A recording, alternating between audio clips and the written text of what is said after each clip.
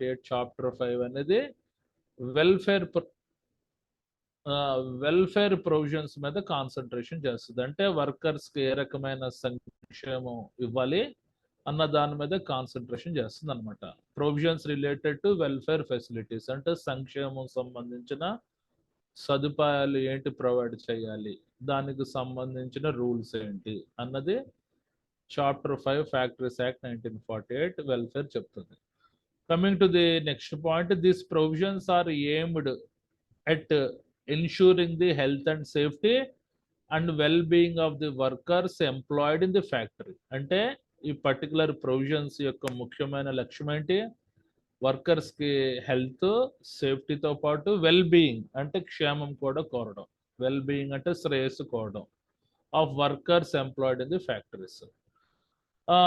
Some of the key provisions included in this chapter అంటే ముఖ్యమైన నియమాలు ఈ పర్టికులర్ చాప్టర్లో ఏంటి? Number 1 washing facilities, number 2 facilities for storing and drying clothing, number 3 facilities for sitting, number 4 first aid appliances అంటే ప్రాథమిక చికిత్స సంబంధించిన అప్లయన్సెస్ ఫస్ట్ ఎయిడ్ బాక్సెస్ గురించి, number 5 canteens, number 6 shelters, rest rooms, lunch rooms, number 7 creches. What is the meaning of the creches అంటే children caring institutions are nothing but creches, చిన్నపిల్లల ఆలనా పాలన చూసే కేంద్రాలు. అండ్ వెల్ఫేర్ ఆఫీసర్స్, వీళ్ళు ఒక separate department ఉంటారు, సేఫ్టీ డిపార్ట్మెంట్లోనే వెల్ఫేర్ ఆఫీసర్స్ ఉంటారు. ఈ పాయింట్స్ మీద ఇది డీల్ చేస్తుంది. ఇప్పుడు డైరెక్ట్గా చూడండి, section 42 washing facilities. Washing facilities ఏ రకంగా ఉండాలి క్లియర్గా రాయాలి, సెక్షన్ ప్రొవిజన్.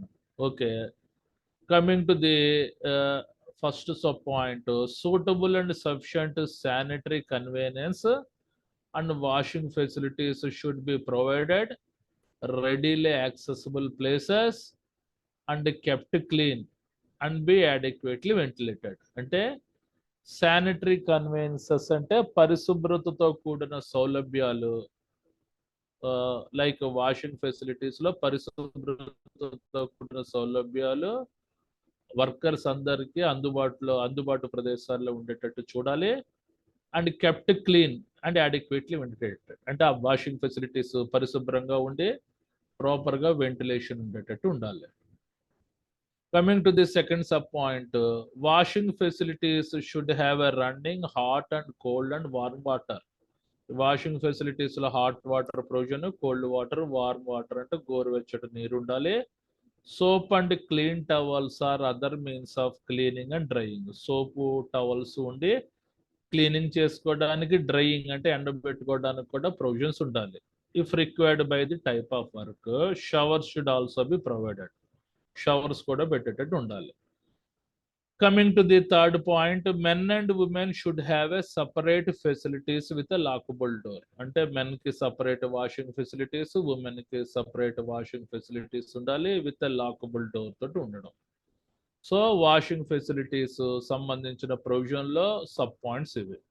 బాగుంటే ఇవి రాయండి, లేకపోతే just you have to use your own language, but you mandatory to right section 42 washing facilities.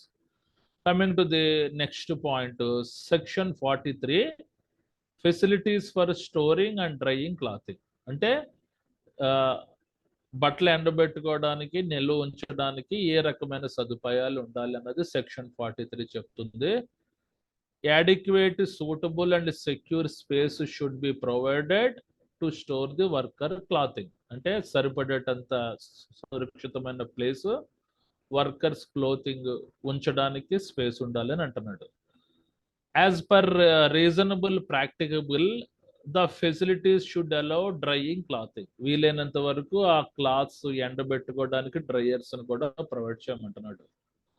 Coming to the third point, changing facilities should also be provided for workers who change into a special work clothing. అంటే ఏదైనా అంటే జనరల్గా మన personal protective equipment కవరాల్స్ వేసుకుంటారు కదా, chemical cleaning activity చేసేటోళ్ళు, ఆ కవరాల్ suits వేసుకోవడానికి సపరేట్ చేంజింగ్ ఫెసిలిటీ అనేది పెట్టాలన్నమాట. ఇది మామూలు బట్టలు ఇప్పి ఆ స్పెషల్ క్లాతింగ్ వేసుకుని ఆ టాస్క్ చేసి మళ్ళా ఆ క్లాత్ తిప్పి నార్మల్ బట్టలు వేసుకునడానికి సపరేట్ రూమ్స్ లాంటిది మెయింటైన్ చేయమంటున్నాడు. ఓకే, ఇది these are the sub points related to section 43 facility for storing and drying clothing. Coming to the number third section is the section 44 facilities for sitting. అంటే కూర్చోడానికి ఏ రకమైన సదుపాయాలు ఉండాలి. In every factory suitable arrangement for sitting shall be provided and maintained for all workers obligated to work in a standing position. అంటే ఎవరైతే నిలబడి ఎక్కువ సమయం పనిచేస్తారో వాళ్ళకి కంపల్సరీగా సీటింగ్ ప్రొవిజన్ అనేది మెయింటైన్ చేయాలి. in order in order that they may take an advantage for opportunities for rest which may occur in the course of their work. అంటే చాలా ఎక్కువ సమయం స్టాండింగ్, ఒక 2 hours నిలబడి స్టాండింగ్ చేయడం వల్ల వాళ్ళకి స్ట్రెయిన్ ఫీల్ అవుతుంటారు. కాబట్టి వాళ్ళకి కొద్దిగా ఏదైనా రెస్ట్ బ్రేక్స్ వచ్చినప్పుడు ఇలాంటి హీటింగ్స్ అరేంజ్ చేశారంటే అక్కడికి వెళ్ళి కూర్చుంటారు అనమాట ఏదైనా బ్రేక్ టైంలో. ఓకే, రైట్, అర్థమైంది కదండి.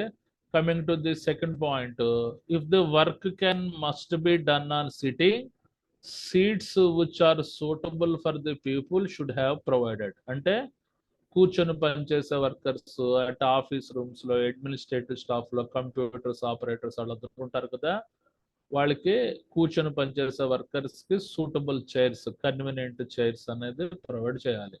Okay, coming to the third point, seating should give the adequate support to the lower back and foot rest should be provided. అంటే రివాల్వింగ్ చైర్స్ ఉంటాయి, ఆ వ్యక్తి వెనకాతల చారబడి బ్రేక్ టైంలో కాళ్ళు చాపుకొని ముందు పెట్టుకునే అరేంజ్మెంట్స్ కూడా ప్రొవైడ్ చేయాలన్నమాట. Okay, right, coming to the next section 45 first aid appliances. First aid appliances అంటే ఫస్ట్ ఎయిడ్ బాక్స్ సంబంధించిన పరికరాలు ఏమి ఉండాలి.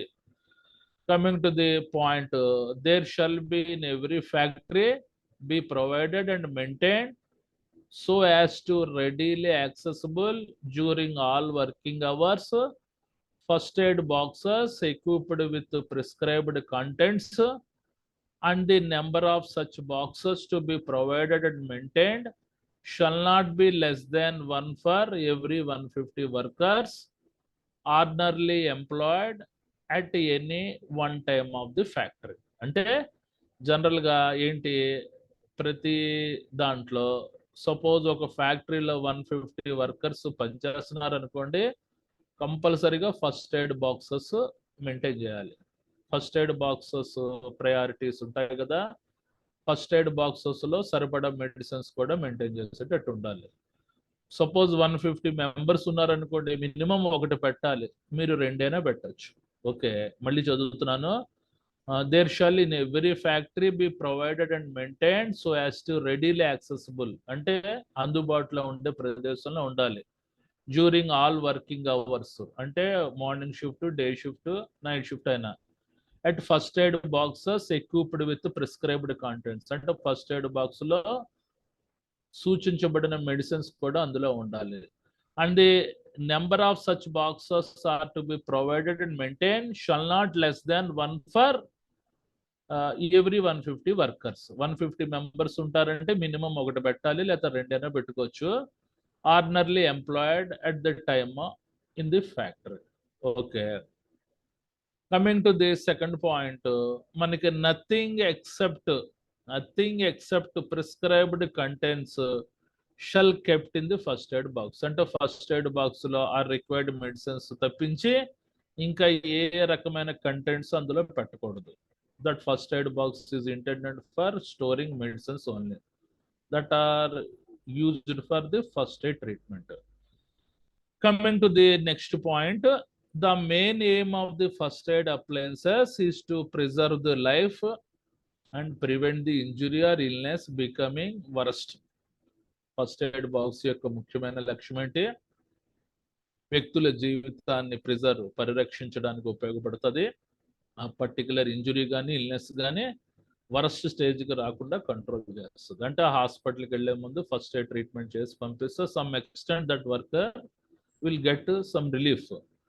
Okay, coming to the next point, the regularly inspect the adequate materials in the first aid materials should sufficient to meet safe working standards. అంటే first aid box లో కంపల్సరీగా medicines maintain చేయాలి. Medicines లేకపోతే ఎందుకు, అది వేస్ట్ అనమాట.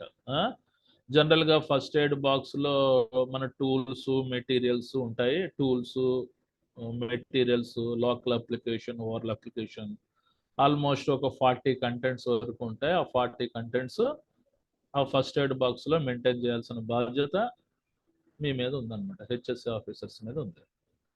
Okay, coming to the next point, section 46 canteens. Canteens అంటే food stuffs అవన్నీ తింటాం కదా, అవి. క్యాంటీన్స్ ఏ రకంగా ఉండాలి?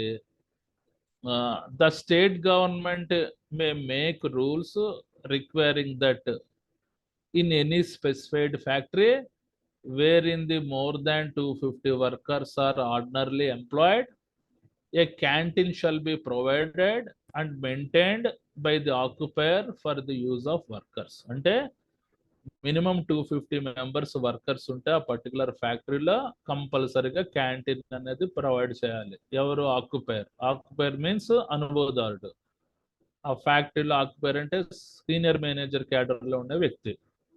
Occupier is responsible for providing one canteen for 250 workers. అంటే ఒకటైనా పెట్టొచ్చు, రెండైనా పెట్టొచ్చు.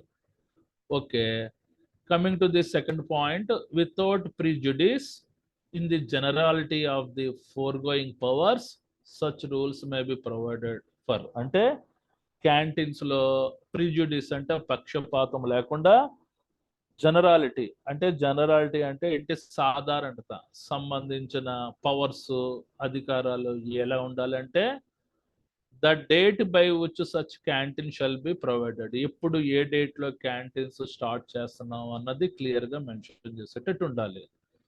Next, the standard in respect of construction, accommodation, furniture and other equipment of the canteens. అంటే ఆ క్యాంటీన్ యొక్క ప్రమాణము, మనం ఏ రకంగా నిర్మాణం చేస్తున్నాము, అందులో ఎంతమంది పడతారు, అకామిడేషన్ ఎంతమంది తినడానికి పడతారు, ఫర్నిచర్ అంటే టేబుల్స్ అవి మనకి ఏ రకంగా ఉండాలి, అండ్ ఎక్విప్మెంట్ మనకి ఏ రకమైన పరికరాలు ఉండాలి అన్నది క్లియర్ గా మెయింటైన్ చేసేటట్టు ఉండాలి. Okay, coming to the C, the food stuffs to be served there in and the charges which may made there for. అంటే ఏ రకమైన ఫుడ్ స్టఫ్ కి ఎంత రేట్ ఉండాలి అన్నది నోటీస్ బోర్డు మీద డిస్ప్లే చేసేటట్టు ఉండాలి. అంటే జనరల్ గా బయట హోటల్స్ కంటే ఈ క్యాంటీన్స్ లో ఫుడ్ చాలా తక్కువ ఉంటాయి. ఫర్ ఎగ్జాంపుల్, మనం మసాలా దోశ బయట తింటే ఒక 50 రూపాయలు ఉంటది కదా, ఇక్కడైతే ఒక 5 రూపీస్ 10 రూపీస్ తీసుకుంటారు. అలాగా ఫుడ్ స్టఫ్స్ సంబంధించిన చార్జెస్ క్లియర్ గా మనం డిస్ప్లే చేసేటట్టు ఉండాలి ఆ పర్టికులర్ క్యాంటీన్స్ లో. Next, the constitution of managing committee for the canteens and representation of the workers in the management of canteens. అంటే ఈ క్యాంటీన్ యొక్క కమిటీ మెంబర్స్ లో కంపల్సరీగా ఆ పర్టికులర్ వర్కర్స్ తరపున రిప్రజెంటేటివ్స్ మ్యాండేటరీగా ఉండేటట్టు రాజ్యాంగబద్ధంగా ఏర్పాటు చేయాలి. అంటే ఆ క్యాంటీన్ కమిటీ మెంబర్స్ లో వర్కర్స్ తరపున రిప్రజెంటేటివ్స్ అంటే ట్రేడ్ యూనియన్ మెంబర్స్ మ్యాండేటరీగా ఉండాలని ఈ పాయింట్ కి అర్థం అనమాట. ది కాన్స్టిట్యూషన్ అంటే రాజ్యాంగబద్ధంగా ఏర్పాటు చేయడం. ఆ పర్టికులర్ క్యాంటీన్ మేనేజ్ చేయడానికి వర్కర్స్ తరపున రిప్రజెంటేటివ్స్ మ్యాండేటరీగా ఉండాలి. ఎందుకంటే వాళ్ళే వర్కర్స్ సంబంధించిన వెల్ఫేర్ బెనిఫిట్స్ అని చూస్తారు. Okay, right, coming to the sixth, section 47 shelters, rest rooms, lunch rooms. Shelters, rest rooms, lunch rooms ఏ రకంగా ఉండాలంటే, coming to the point, suitable and sufficient readily accessible rest facility should be provided. ప్రతి workers కి అందుబాటులో rest facilities అనేది ఏర్పాటు చేసేటట్టు ఉండాలి. Seat should be provided for the workers to use during break times. అంటే వాళ్ళకి మంచి సీటింగ్ అనేది ఏర్పాటు చేయాలి డ్యూరింగ్ బ్రేక్ టైంలో. అంటే లంచ్ చేసి వచ్చిన తర్వాత ఒక 10 నిమిషాలు, పావు గంట సేపు బ్రష్ చేసుకుంటారు అందులో. తర్వాత మన rest areas or rooms should be large enough and have a sufficient seat with backrest. అంటే వాల్ కుర్చీలు ఉంటాయి కదా, మన రైల్వే స్టేషన్ లో చూస్తాం, రైల్వే స్టేషన్ రెస్ట్ ఏరియాలో కొంతమంది పడుకుంటారు కదా, అలాంటి బ్యాక్ రెస్ట్ సంబంధించిన సీట్స్ ఏర్పాటు చేస్తే ఇంకా కంఫర్ట్ గా ఉంటుంది అన్నమాట. Okay, coming to the next, the shelters or rest rooms or lunch rooms to be provided under the subsection 1 shall be sufficiently ventilated, sufficiently lighted and ventilated, and shall be maintained in a cool and clean conditions. అంటే ఈ particular shelters, rest rooms, lunch rooms ఏ రకంగా ఉండాలంటే section 1 subsection 1 లో పేర్కొన్న specifications అనుగుణంగా ఉండాలి. As well as ఆ particular shelters, rest rooms, lunch rooms లో లైటింగ్ బాగుండాలి, ప్రాపర్గా వెంటిలేషన్ అయి ఉండాలి, ఏ రకమైన దుర్వాసన లాంటిది రాకూడదు, వీలైతే ఎయిర్ కండిషన్ ప్రొవైడ్ చేస్తే ఇంకా బెటర్ అనమాట. కూలర్స్ అయినా ఎయిర్ కండిషన్స్ అయినా ప్రొవైడ్ చేసి క్లీన్గా హైజెనిక్ కండిషన్స్గా ఉండేటట్టు ఉండాలి. Okay, right, coming to the next section 48 crutches. Crutches అంటే మీకు ఆల్రెడీ చెప్పాను కదా, చిల్డ్రన్ కేరింగ్ ఇన్స్టిట్యూషన్స్, చిన్నపిల్లల ఆలనా పాలన చూసే కేంద్రాలని క్రచెస్ అని అంటారు. Okay, in every factory wherein more than 30 women workers are ordinarily employed, there shall be provided and maintained a suitable room or rooms for use of children under the age of 6 years of such women. For example మీకు Brandix, పాయినర్, ferro ఎల్ఐస్లో ఉంటాయి కదా, అలాంటి దాంట్లో women's ఎక్కువగా ఉంటారు. అంటే ఒక ఫ్యాక్టరీలో 30 మంది ఉమెన్స్ వర్కర్స్ ఉంటే మ్యాండేటరీగా క్రచెస్ అనేది పెట్టాలి. ఆ క్రచెస్ లో ఇన్ బిట్వీన్ 1 year టు అంటే 3 months టు 6 years బేబీని కంపల్సరీగా కేర్ టేకింగ్ చేయాలని అంటున్నాడు. Okay, in every factory where more than 30 women workers are ordinarily employed, there shall be provided and maintain a suitable room or rooms. ఒక room కానీ 2 rooms కానీ maintain చేయాలి. ఎందువల్ల? For use of children under the age of 6 years of such women. ఆ పిల్లలు, తల్లిదండ్రులు, female workers యొక్క పిల్లలు వెల్ఫేర్ కోసం అన్నమాట. Okay, coming to the second point, such rooms shall be provided adequate accommodation, అంటే ఎక్కువ మంది చిన్నపిల్లలు పట్టేటట్టు ఉండాలి, రూమ్ స్పేషియస్ గా ఉండాలి. Shall be adequately lighted and ventilated, సరైన వెలుతురు, వెంటిలేషన్ ఉండాలి. Shall be maintained in a clean and sanitary condition and shall be under the charge of women trained in the care of children and infants. అందులో trained women అంటే మంచి ఆయాని, ఒకళ్ళు కానీ ఇద్దరు కానీ ఆయాల్ని పెట్టించి పర్టికులర్ మన క్రచెస్, ఎందుకంటే చిన్నపిల్లలు మాటికి టాయిలెట్లు పోసేస్తుంటారు కాబట్టి క్లీన్గా ఉండి శానిటరీ కండిషన్స్ అంటే పరిశుభ్రత సంబంధించిన పరిస్థితులు మెయింటైన్ చేయాలి. ఆ పర్టికులర్ చిల్డ్రన్స్కి ఇన్ఫాంట్స్ అంటే పసిపిల్లలు, ఇన్ బిట్వీన్ మన 3 months నుంచి 2 years లోపు ఉండే పసిపిల్లల్ని ఇన్ఫాంట్స్ అని అంటారు. చిల్డ్రన్స్ అంటే అబౌవ్ 3 to 6 years వాళ్ళు చిన్నపిల్లలు. ఓకేనా, right. Coming to the infants అంటే పసిపిల్లలు అని గుర్తుపెట్టుకోండి, పాలు తాగే పిల్లల్ని ఇన్ఫాంట్స్ అని అంటారు. Coming to the next point, suitable and quality milk products should also keep to the required level in crutches. అంటే మంచి క్వాలిటీ మిల్క్ ప్రొడక్ట్స్ అంటే తల్లులు పనిచేస్తుంటారు కాబట్టి పిల్లలు ఏడుస్తున్నప్పుడు క్వాలిటీ మిల్క్ ప్రొడక్ట్స్, పాలు, అలాంటి ఫుడ్ ప్రొడక్ట్స్ ఎప్పటికప్పుడు రెడీగా ఆ పర్టికులర్ క్రచెస్లో ఉండేటట్టు ఏర్పాటు చేయడం. Okay, in crutches suitable facilities like toys and playing games kit should be provided for kids making their fun. అంటే 4 years దాటిన పిల్లలు ఆడుతూ ఉంటారు కాబట్టి వాళ్ళకి చిన్న ప్లేయింగ్ గేమ్స్ కిట్ లాంటిది ఇచ్చామంటే వాళ్ళు ఆడుతూ ఉంటారు, వాళ్ళ మదర్ వచ్చిన తర్వాత వెళ్ళిపోవచ్చు. ఇవి అనమాట canteens, crutches related sub points. చాలా మందికి తెలియదు క్రచెస్ అంటే. Crutches is a children caring institutions. మన హైదరాబాద్లో ఐటీ ఇండస్ట్రీస్ ఉంటాయి కదా, ఐటీ ఇండస్ట్రీస్ దగ్గర కిందనే క్రచెస్ పెడతారు. చాలా మంది ఐటీ మన ఫీమేల్ లేడీస్ ఉంటారు కదా, వాళ్ళ పిల్లల్ని అక్కడే పెట్టి జాబ్ చేసుకుని వస్తూ ఉంటారు. కష్టమే పాపం వీళ్ళకి. Okay, coming to the next section 49 welfare officers. Welfare officers అంటే సంక్షేమం మాత్రమే చూసేటోళ్ళు వీళ్ళు.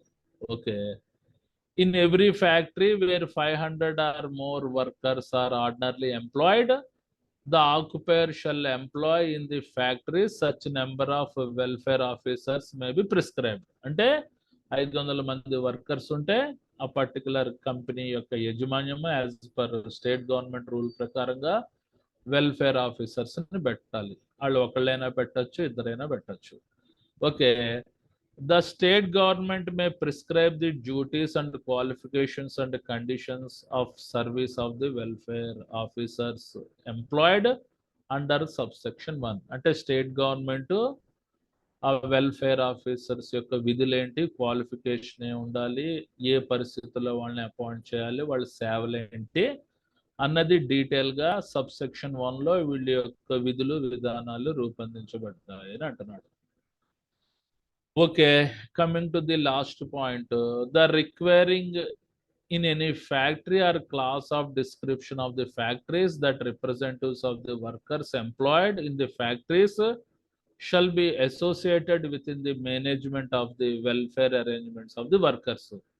ఫర్ ఎగ్జాంపుల్ మన 500 లోపు ఉన్నారనుకోండి వర్కర్స్, అప్పుడు వెల్ఫేర్ ఆఫీసర్స్ అవసరం లేదనుకుంటే ఆ వర్కర్స్ సంబంధించిన రిప్రజెంటేటివ్స్ అంటే ట్రేడ్ యూనియన్ మెంబర్స్ నే వెల్ఫేర్ ఆఫీసర్స్ కింద పెట్టాలి అని అంటున్నాడు. ఇది థర్డ్ పాయింట్కి అర్థం. మళ్ళీ చదువుతున్నాను.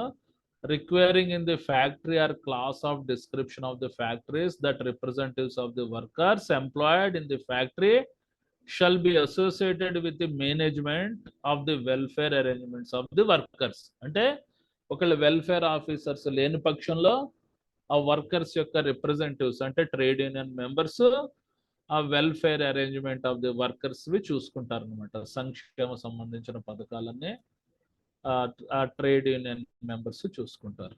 ఓకే, దీంతో అయిపోయింది టాపిక్. ఏమైనా డౌట్స్ ఉన్నాయా అడగండి. Any doubts? చూడండి, మీరు సబ్ పాయింట్స్ మేము రాయలేము అనుకుంటే ఒక చిన్న టెక్నిక్ ఉంది. ఇంట్రడక్షన్ రాయండి 8. ఇంట్రడక్షన్ రాసిన తర్వాత section 42 washing facilities, section 43 facilities for storing and drying clothing, section 44 facilities for sitting, section 45 first aid appliances, section 46 canteens, section 47 shelters, rest rooms, lunch rooms, section 48 crutches, section 49 welfare officers. ఇవి రాస్తే headings రాసిన you will get the 60% of marks. ఈ points మేము చదవలేము, గుర్తుండవు, అవి ఇవి అనుకుంటే main ఈ type sections రాసేయండి. కిందన మీకు వేరే బెటర్ పాయింట్స్ ఏమైనా తెలిస్తే ఆ పాయింట్స్ అప్లై చేసుకోండి, లేకపోతే నా పాయింట్స్ బాగుందంటే ఆ పాయింట్స్ రాయండి. ఏదైనా రిలేటెడ్గా రాసుకోవచ్చు. వాషింగ్ ఫెసిలిటీకి రిలేటెడ్గా సబ్ పాయింట్స్ రాసుకోవచ్చు, facilities for storing and drying క్లాతింగ్కి రిలేటెడ్గా అలాగా మీకు తోచిన పాయింట్స్ అయితే రాసుకోవచ్చు. మనకు కావాల్సిన అల్టిమేట్ ఏంటి, సెక్షన్ ప్రొవిజన్ క్లియర్గా రాయడమే, అంతే ఇందులో ఉన్నది. ఇది డైరెక్ట్గా 1-2 సార్లు అడిగాడు ప్రీవియస్ పేపర్లో. Provisions in factories act 1948 chapter 5 welfare అని స్పెసిఫిక్గా అడిగినప్పుడు ఆ వెల్ఫేర్ యొక్క సెక్షన్స్ రాసి సబ్ పాయింట్స్ రాయాలి. Okay Shiva, what is your doubt?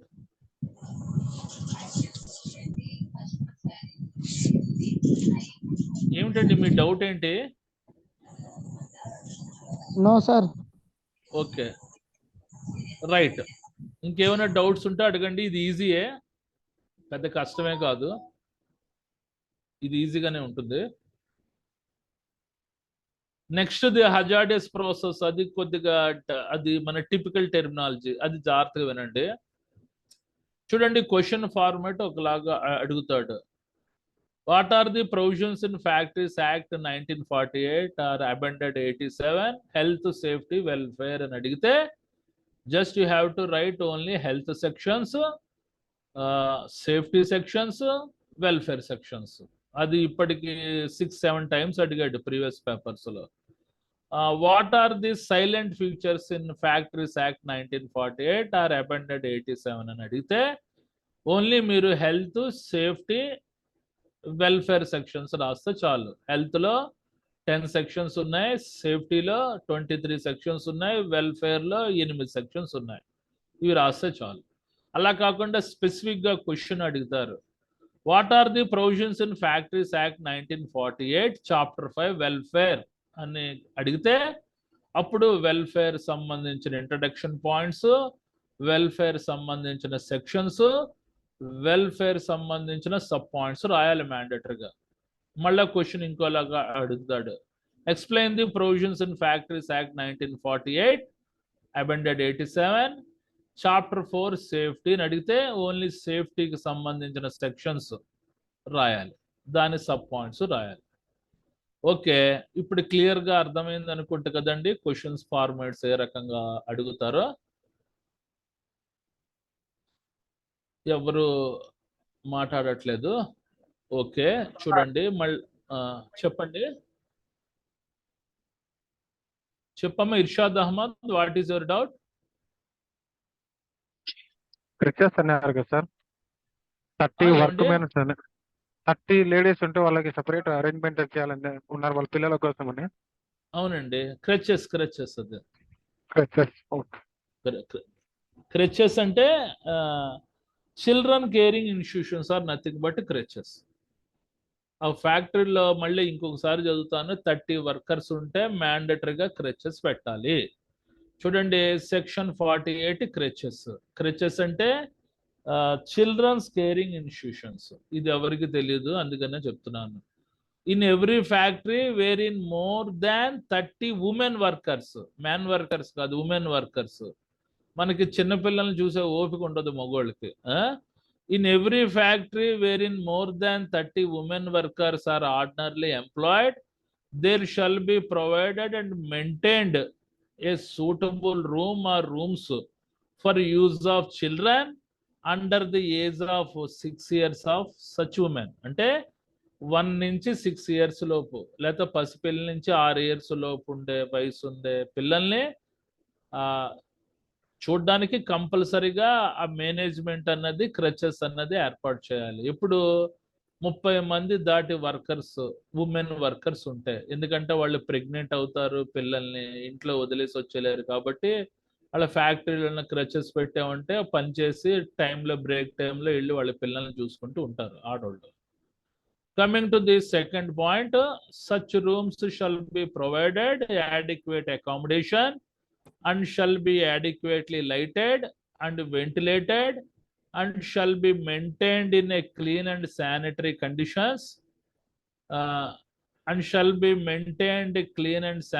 conditions shall be under the charge of women trained in case of children and infants. అంటే ఆ పర్టికులర్ క్రచెస్ లో కంపల్సరీగా ఆయాల్ని పెట్టాలి, ట్రైన్డ్ ఉమెన్స్నే పెట్టాలి, మెన్స్ని పెట్టకూడదు. మెన్స్కి అంత ఓపిక లేదు, చిన్నపిల్లల్ని చూసేటంత సీన్ లేదు, పసిపిల్లల్ని. ఆయాల్ని కంపల్సరీగా పెట్టాలి. ఆ పర్టికులర్ క్రచెస్లో ప్రాపర్గా సరిపడేటంత వెలుతురు, వెంటిలేషన్ ఉండాలి. Shall be maintained in a clean and sanitary conditions, అంటే పరిశుభ్రంగా మెయింటైన్ చేయాలి. ఎందుకంటే చిన్నపిల్లలు మన టాయిలెట్స్, యూరినల్స్ వెళ్తుంటారు, నెంబర్ 2 వెళ్తుంటారు, అవి ఎప్పటికప్పుడు క్లీన్ చేసేటట్టు. Okay, coming to the third point, suitable and quality milk products should also keep to the required level in crutches. Quality milk products, చిన్నపిల్లలు పాలు తాగడానికి మిల్క్ పౌడర్ లాంటిది పెడితే వాళ్ళకి ఆకలి వేసినప్పుడల్లా, ఇన్ఫాంట్స్ అంటే పసిపిల్లలు, ఓకే, వాళ్ళకి పాలు పడడానికి క్వాలిటీ ప్రొడక్ట్స్ కూడా ఉండాలి. In crutches, suitable facilities like toys and playing games kit should be provided for the kids. అంటే 3 ఏళ్ళు దాటిన కిడ్స్ కి ప్లేయింగ్ గేమ్స్ కిట్ పెట్టారంటే అవి వచ్చే వరకు ఆడుతూ ఉంటారు అనమాట. అది తర్వాత ఇది వెల్ఫేర్ ఆఫీసర్స్. తర్వాత చూడండి shelters, rest rooms, lunch rooms. తర్వాత ఇవి క్యాంటీన్స్. చూడండి 250 మంది వర్కర్స్ ఉంటే కంపల్సరీగా ఒకటి కానీ రెండు కానీ క్యాంటీన్స్ ప్రొవైడ్ చేయాలి. మినిమం ఒకటైనా క్యాంటీన్స్ ప్రొవైడ్ చేయాలి. ఓకే, అది ఎవరు occupier without prejudice in the generality of the foregoing power such rules may provided for. అంటే క్యాంటీన్ కి సంబంధించిన రూల్స్ ఏ రకంగా ఉండాలి, పక్షపాతం లేకుండా దాని యొక్క సాధారణత ఏంటంటే the date by which such canteen shall be provided. అంటే ఏ డేట్ లో క్యాంటీన్స్ స్టార్ట్ చేస్తున్నాము అన్నది క్లియర్ గా మెన్షన్ చేయాలి. The standard in respect of construction, accommodation, furniture and other equipment of the canteen.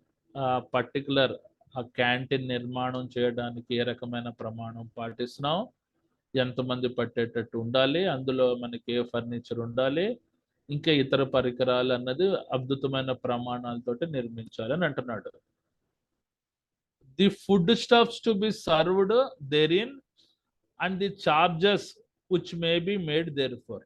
అంటే ఏ రకమైన ఫుడ్ స్టఫ్ కి ఎంత రేటు అన్నది క్లియర్ గా డిస్ప్లే చేసేటట్టు ఉండాలి. ఇక్కడ చాలా తక్కువ రేట్లకి ఇవ్వాలి. Okay, coming to the constitution of managing committee for the canteen and representatives of the workers in the management of the canteen. అంటే ఆ క్యాంటీన్ సంబంధించిన నిర్వహణ ప్రతినిధులు, కమిటీ మెంబర్స్, మేనేజ్మెంట్ మన వర్కర్స్ తరపున రిప్రజెంటేటివ్స్ మాత్రమే ఉండేటట్టు. అర్థమైందా? వర్కర్స్ తరపున రిప్రజెంటేటివ్స్ ఎవరు ఉంటారు? ట్రేడ్ యూనియన్ మెంబర్స్ ఫార్మ్ అయ్యి ఆ క్యాంటీన్ యొక్క కమిటీ మెంబర్స్ కింద వీళ్ళ అజమానిలో ఉండేటట్టు. ఈ కమిటీ మెంబర్స్ పెడితేనే కరెక్ట్ గా అందులో క్వాలిటీ ఫుడ్ స్టఫ్ అనేది మెయింటైన్ చేస్తారనమాట. లేకపోతే నిన్నటివి మొన్నటివి స్టఫ్స్ ఇచ్చేస్తుంటారు. ఆ ఫుడ్ స్టఫ్స్ తింటే పాయిజనింగ్ అవుతుంటది అనమాట. క్వాలిటీ ఫుడ్ ప్రొడక్ట్స్ కోసం కంపల్సరిగా ఆ కమిటీ మెంబర్స్ లో వర్కర్స్ తరపున రిప్రజెంటేటివ్స్ ఉండాలి, ప్రతినిధులు ఉండాలి. అది రాజ్యాంగబద్ధంగా అది ఏర్పాటైంది అనమాట. మ్యాండేటరీగా వర్కర్స్ తరపున రిప్రజెంటేటివ్స్ ఉండాలని రాజ్యాంగబద్ధంగా ఏర్పాటు చేశారనమాట. Okay, right. మళ్ళీ సెక్షన్స్ ఒకసారి చదువుతున్నాను చూడండి. సెక్షన్ 42 వాషింగ్ ఫెసిలిటీస్ అంటే ఉతుక్కునే సదుపాయాలు. సెక్షన్ 40 క్లియర్ గా సెక్షన్ ప్రొవిజన్ రాయండి. Section 43 facilities for storing and drying clothing. అంటే బట్టలు ఎండబెట్టుకోవడానికి, నిల్వ ఉంచడానికి ఏ రకమైన సదుపాయాలు ప్రొవైడ్ చేయాలి. Next section 44 facilities for sitting, కూర్చోడానికి ఏ రకమైన సదుపాయాలు ఉండాలి. Next section 45 first aid appliances, ప్రాథమిక ఫస్ట్ ఎయిడ్ బాక్స్ యొక్క రిక్వైర్మెంట్. 150 మన వర్కర్స్ ఉంటే కంపల్సరీగా ఫస్ట్ ఎయిడ్ బాక్సెస్ మెయింటైన్ చేయాలి. అందులో మెడిసిన్స్ కూడా మెయింటైన్ చేసేటట్టు ఉండాలి. ఓకే, క్లియర్ గా రాయాలి పాయింట్. 150 వర్కర్స్, ఇవన్నీ ఇంటర్వ్యూలో అడుగుతాడు. యాజ్ వెల్ యాజ్ అంతకుముందు బిట్స్ ఉండేవి. ఈ పర్టికులర్ బిట్స్ లో ఇలాంటి కీ పాయింట్స్ అడుగుతారు అనమాట. 250 మంది దాటితే క్యాంటీన్స్, 150 మెంబర్స్ దాటితే ఫస్ట్ ఎయిడ్ అప్లయన్సెస్, 30 మంది ఫిమేల్ వర్కర్స్ ఉంటాయి క్రచెస్, అవన్నీ ఇంటర్వ్యూ రిలేటెడ్ పాయింట్స్. సో జాగ్రత్తగా అబ్జర్వ్ చేయండి. నెక్స్ట్ సెక్షన్ 46 క్యాంటీన్స్ అంటే ఇది మన మినిమం 250 వర్కర్స్ కి క్యాంటీన్స్ ప్రొవైడ్ చేయడం. Coming to the section 47 shelters, rest rooms, lunch rooms ఏ రకంగా ఉండాలి అన్నది పాయింట్స్ రూపంలో ఇచ్చాను. నెక్స్ట్ సెక్షన్ 48 క్రెచెస్, చిన్న పిల్లల ఆలనా పాలనా చూసే కేంద్రాలు, ఎక్కడైతే ఉమెన్ వర్కర్స్ ఉంటారో అక్కడ క్రెచెస్ ఉంటారు. లాస్ట్ సెక్షన్ 49 వెల్ఫేర్ ఆఫీసర్స్, వీళ్ళు ఓన్లీ సంక్షేమం మాత్రమే చూస్తారు. 500 వర్కర్స్ ఉంటే కంపల్సరిగా వెల్ఫేర్ ఆఫీసర్స్ ని పెట్టాలి. ఒకవేళ 500 లోపు వర్కర్స్ ఉంటే ఆ వర్కర్స్ తరపున ఉండే ట్రేడ్ యూనియన్ మెంబర్సే వెల్ఫేర్ ఎమ్యూనిటీస్ చూడాలి వర్కర్స్ కి. ఓకే, రైట్, అయిపోయింది. ఏమైనా డౌట్స్ ఉంటే అడగండి.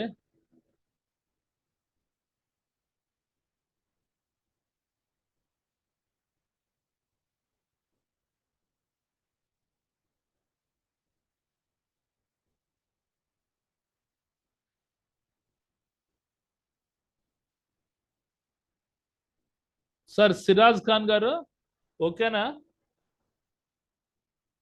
Okay sir, okay sir. Okay, right. ఇద్దరు ఉన్నారు ఏంటండి? సిరాజ్ ఖాన్ అని sir 2 both are members. Sir మీ సార్. కాదు కాదు, ఒకళ్ళే. అది సిస్టమ్ లో ఆన్ చేశాను. ఈ సిస్టమ్ లో కొంచెం వాయిస్ క్లియర్ లేకుంటే మొబైల్ తో కనెక్ట్ చేసుకుని హెడ్సెట్ కనెక్ట్ చేసుకున్నాను sir. Okay okay. Mister Vinod Kumar. Okay sir, okay sir.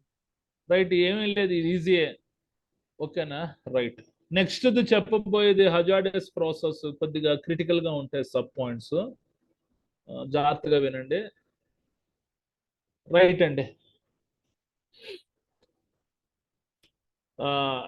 మొన్న చెప్పిన పీపీటీలు వచ్చాయా? Power point presentations, safety sections, health sections, important concepts, definitions, provisions and factories act, important concept definitions, ఆ 3 slides వచ్చాయి కదా. ఆ 3 జాగ్రత్తగా చూసుకొని నీట్గా నోట్స్ ప్రిపేర్ చేసుకోండి. పర్టికులర్లీ మన provisions and factories act 1948, important concept, definitions అన్నీ చదువుకోండి. అందులో ఉండే ప్రతి పాయింట్ ఇంపార్టెంటే. ఫార్మ్స్, రిగార్డింగ్ ఫార్మ్స్ గురించి వచ్చేసరికి జస్ట్ మీకు ఒక ఐడియా గురించి రాసుకోండి. అది ఎప్పుడు 10 మార్క్స్ పాయింట్ ఆఫ్ వ్యూలో అయితే ఫార్మ్స్ గురించి అడగలేదు. ఓన్లీ చాప్టర్స్ అడుగుతాడు, సెక్షన్స్ అడుగుతాడు, ప్లస్ ఉంటాయి కదా షెడ్యూల్స్, వివరాల జాబితా 1, 2, 3. షెడ్యూల్ 1 అంటే ఏంటి? మన list of industries involved in hazardous process. Schedule 2 permissible limit of exposure. Schedule 3 list of noticeable diseases. అవి చెప్తాను నేను క్లియర్గా. Okay, right. ఇంకా 1 minute ఉంది, ఏదైనా డౌట్స్ ఉంటే అడగండి.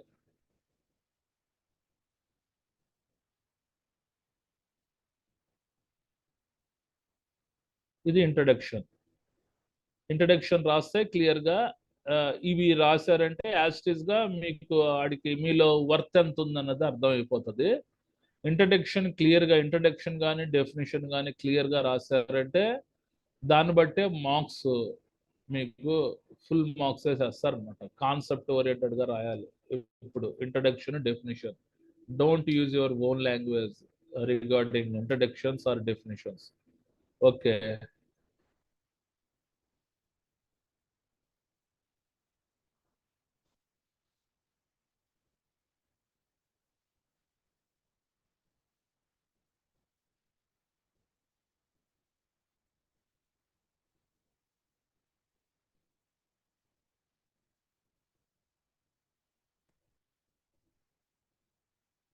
రైట్ అండి. ఓకే.